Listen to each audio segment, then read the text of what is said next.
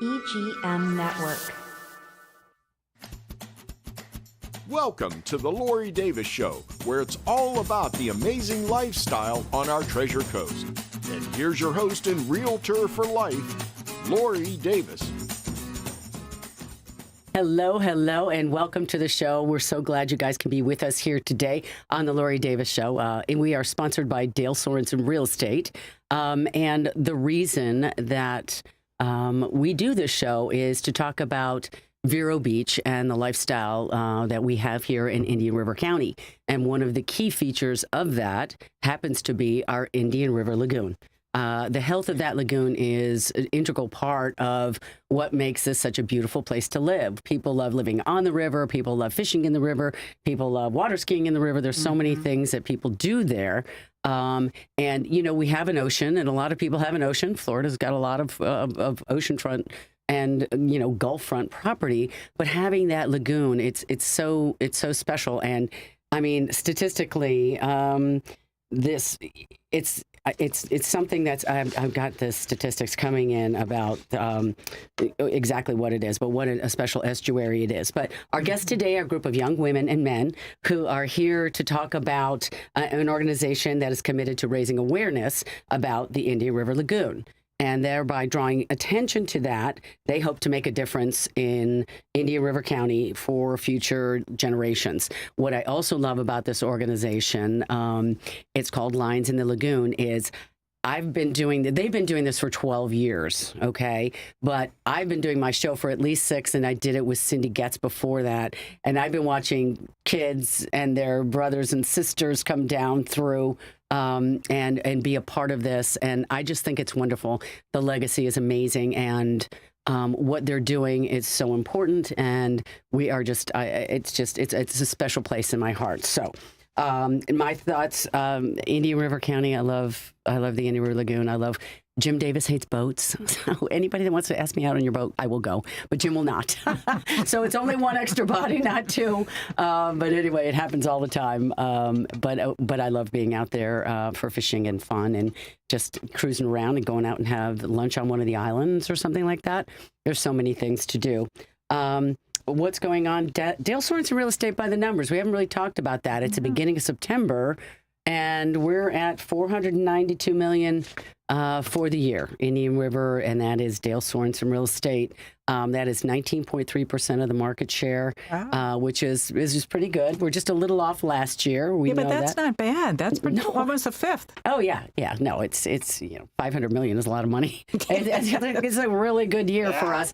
And the next closest realty is at $288 million for 11.3% of the market share. So I think we're still, in that dominating force that we normally are.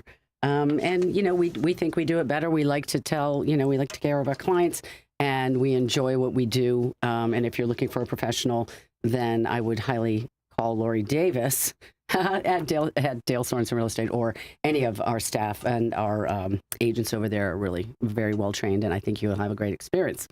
Thank you, Citrus Grill House. They provide the beverage today, because we have the organization, which is Lines in the Lagoon, which is an organization of youth in Indian River County. We are not drinking on the show today. We have a mocktail. It's a raspberry lemonade, which is great.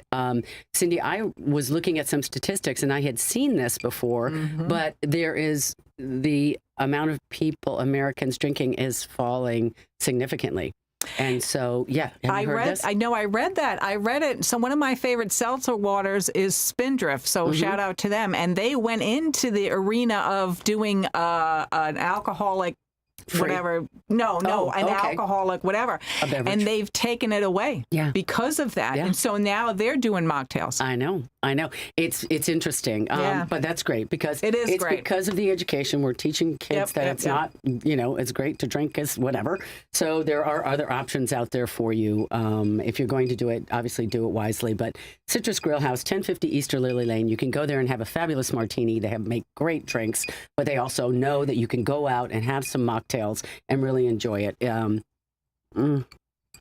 Chef for life, Scott Baricchio. Chef We have for to say life. that. I know. It's 1050 East of Lily Lane. It's right there next to Hummiston Park. You got to go there. The staff is amazing. Yeah. The food is wonderful. Yeah, if it's it not fresh, they're not serving it. So feel like when you go over there, some people just say, oh my God, Lori, I just had the most amazing meal. Yeah. So whatever. One of the things, talking about fish today, Lions in the Lagoon, he gets fresh fish every day. So if you're going to eat fish there, he just came in that morning. He usually gets a big one and he slices it up himself. So you'll know that you're getting some pretty fresh stuff. The Lions in the Lagoon is a junior fishing tournament. This year's tournament is Saturday, September 13th. It goes, you fish from 7 a.m. lines in to 2 p.m. lines out, okay? Their goal is to raise awareness about the health of our endangered Indian River Lagoon. The tournament brings together young people who are passionate about making our waterways clean and safe for all marine life.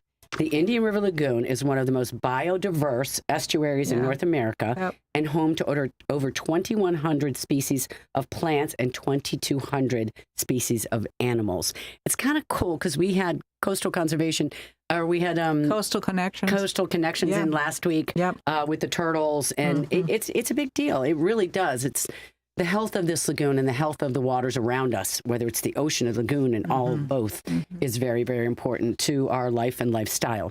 It provides a habitat for the most diverse bird population anywhere in America, and nearly 1/3 of our nation's manatees live or migrate through the lagoon annually. Let's introduce 3 of our 2025 Youth Committee members of Lions in the Lagoon. Number 1, we've got Chloe Nye, who's here. Hi, Chloe. Hi. We've got Chandler Higdon is here. Yay. And we've got Henry DeLilla, who's been here before. Hello. He's done this. He's like, oh, yeah, I'm a pro. He's telling the girls how to handle it. Don't worry about it. Whatever. No, it's great. Thanks, guys, for being here. I really appreciate you being here. Chandler, I'm going to start with you. The Lions in the Lagoon started 12 years ago. How old were you 12 years ago? I was 3. I know, this is what I'm saying, and it's just going on, and it will continue to go on. I just think it's so fantastic that you guys are the new stewards of that. It's really important, and it's important to a lot more people, and I appreciate you committing your time. Tell us how it all began. Do you know that story? So it began, 4 boys went to the Keys with their moms, and the topic of like the Indian River Lagoon came up, and they wanted to know how they could help it. And one of their ideas was Lines in the Lagoon, and then the tradition just continued after that. It's crazy. Don't you think it's so fun though? Yes, it's lots of fun. Yeah. Now, before you came on the committee, did you fish in the tournament? Yes, I've been fishing in it for a long time. Have you? Okay, Yes. that's cool. Henry, now this is about saving the lagoon. It's about protecting the lagoon. What made you want to participate in that? Well, we have a house on the water, so just like seeing the water every day and just seeing how like in bad shape it is, the shape it's in, I just want to like be a part of an organization that can help out with that. Mm-hmm. Yeah. It's amazing when we think about it because, like you said, you've been growing up in the water. You've grown up in the water. Yeah. You as well, right, Chloe? So talk to me about, Chloe, you're trying to get more guys and girls, kids, and I think it's, what are the ages? What grades can you participate? I, like... K through 12, I think it is? Yeah. Okay. All right. So tell us about, people signing up. How are you guys getting the word out and getting this to more kids to sign up? Well, we have an Instagram account where we post like daily posts of things we're doing, when to sign up, when events are coming up, and we make flyers as well, and we hand them out. That's great. And now you and Henry are at Vero Beach High School. Chandler, you're at St. Ed's. Yes. And I understand that kind of St. Ed's is now kind of gotten pulled into it a little bit more. Yes. Yeah. Basically, if you participate in the Lines in the Lagoon, you get extra credit on your next test. So Love that. That is fantastic. Yeah. Yes. That's great. That's awesome. And is Vero Beach doing anything like that? No. Science credits or I wish. volunteer hours? You should talk to them about something like that. Yeah. I would think, especially, I'll remind the moms outside, these are volunteer hours when you guys are on this committee. Yeah. Yeah. I would think Uh-huh. that you should get something for that. No? Yeah. Do Like you? Well, anybody can help out with like the service projects we do, or like anything we do around. Anybody can help out with that to get volunteer hours and stuff like that. Mm-hmm. Yeah. That would be great. Chloe, one of the things, okay, so the money that you guys raise, I have, and this is the most recent information that I got today, was it goes to the Ocean Research and Conservation Association, known as ORCA. And they're down in Fort Pierce, aren't they? Is that kind of their headquarters down at FAU down there? Yeah. Okay, so, but the ORCA's doing a citizen scientist program. I'm going to come to you on that. The Coastal Conservation Association for Lagoon Restoration, and then Anglers for Conservation, right? So, Chloe, you participated in this ORCA citizen scientist program. Tell us a little bit about that. Well, we like dissected fish. We like had to cut it open. We had to skin it, and we had to take it all apart. Ew. And like put it in jars. Yeah. And then we tested it, or we sent it to like a place where it can be tested. And while we were dissecting it, we had to like fill out a paper of where we got it, and if we can find like the stomach and stuff inside the fish. Mm-hmm. So is this a program like another youth, a person would apply to participate in that? How did you get involved? Did you catch a fish and they said you're going to go to ORCA? How did you get to that scientist program? Henry? Well, like fishermen in the Indian River Lagoon, like you can catch a fish and then donate it to ORCA. Oh. So anybody can do that. They have like target species that they look for. So, and then people can come in, anybody can come in and help dissect the fish, so that they can like know more stuff about the lagoon and know more stuff about the fish in the lagoon. Yeah, it is important because one of the things that came to me from Carrie today was an interesting statistic, and that was that, and this is what you guys are finding out, which is so important. They said that in 2023, at lines in the lagoon, there was 2023, there was 24 redfish that were caught. In 2024, there were only 2. Yeah. What? I mean, that's how important, we think it's just a little fundraiser, but it's actually statistically between what you did and what these people, what you're finding in the lagoon. Yeah. Cindy, isn't that amazing? Yeah, it is amazing. And that quick. And that in a year, That's quick that something like that's happening. Well, then we also got to find out who knows where the honey hole is. Right. Who's not sharing their fishing hole that they want to. Right. Right? Yeah. So, Chandler, tell me a little bit about, like, somebody hears the show or hears you guys talking about it at school, wearing your T-shirts to school and stuff. How are they going to get to, I know we bought Instagram, but somebody wants to sign up, you have to pay money. How much do what do you do if I want to fish? Well, we have lots of flyers that go around, and we give the flyers to the teachers at St. Ed's, and they hang them up on the walls. And I'm pretty sure there's a QR code on it, too. Yeah. And then we have a website, and then an Instagram account, and that's where you can sign up. And then you collect all of your things at they collected them at White's Tackle last year, but you get your wristband and your shirt and all of that fun stuff. Okay.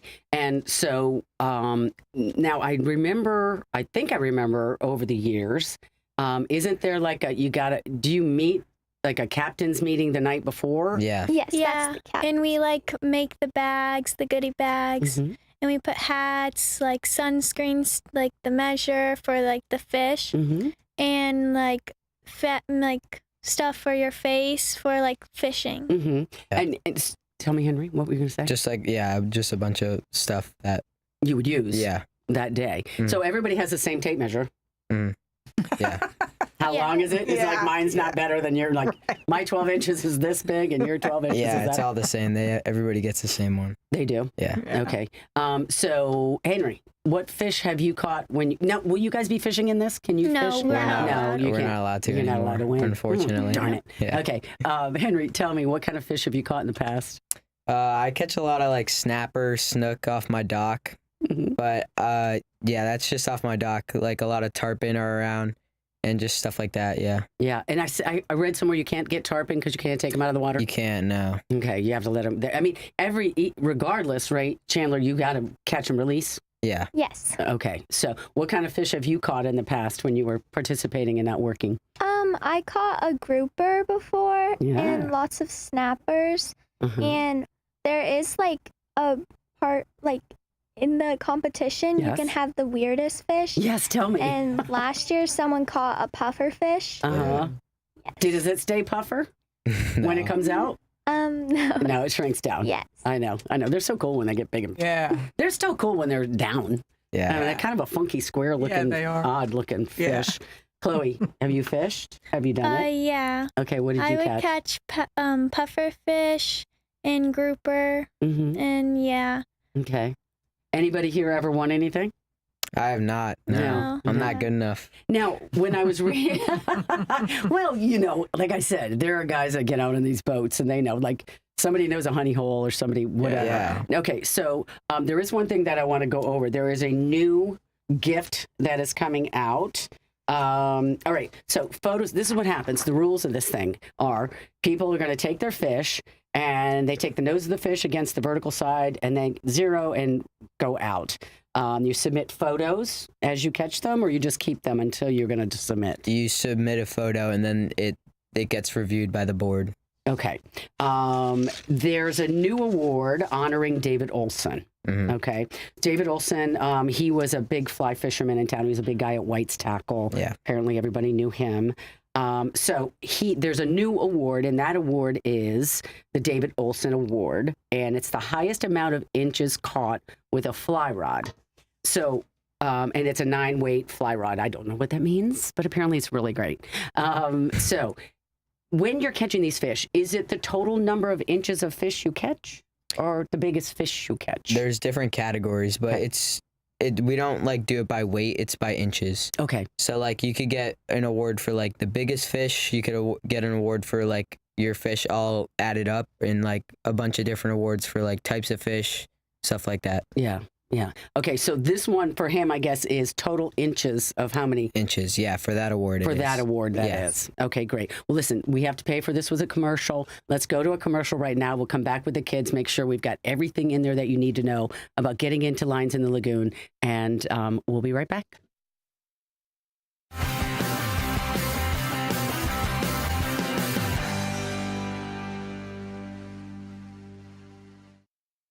Welcome to Riverside Theater's Comedy Zone, where the comedy is wild, untamed, and downright hilarious. Hit the zone this Friday and Saturday night at 6:30 and 8:30 for the Treasure Coast's best live stand-up comedy show, featuring nationally recognized comedians with cabaret-style seating and food and drink table service. Buy tickets at riversidetheater.com and get ready for a night of non-stop laughs. If you dream of creating a home that embodies sophisticated island living, visit Sunshine Furniture now during our 50% off Tommy Bahama and Lexington Fall Home event. Bedroom, living and dining room, home office, media, and occasional pieces, Tommy Bahama furniture is distinctive and unique, yet inviting and comfortable, and is all 50% off. We're also having a floor sample closeout sale on outdoor furniture where you can save up to half price on selected closeout patio sets from Berlin Garden, Kingsley Bait, Brown Jordan, Telescope, and others. Chaises, chairs, sofas, love seats, dining sets, and fire pits, all built to withstand the Florida elements, and we specialize in replacement cushions, umbrellas, outdoor lamps, and rugs. Also, all pictures, lamps, and accessories are half price. Don't forget to visit our outlet and sales center directly across the street for the best deals anywhere. Sunshine Furniture, 1295 US 1 in Vero Beach. Visit our website at sunshinefurniturecasual.com and come in now for the 50% off Tommy Bahama Fall sale. Parent Academy invites you to a free workshop for parents and caregivers of neurodivergent children on Saturday, September 20th. Learn strategies and approaches from a panel of experts who help kids thrive each day. The first 25 registered attendees get a $25 Amazon gift card free. Parent Academy, Saturday, September 20th from 9:30 to noon at Thrive in Vero. Register at 772-770-4811. Brought to you by the Mental Health Collaborative of Indian River County.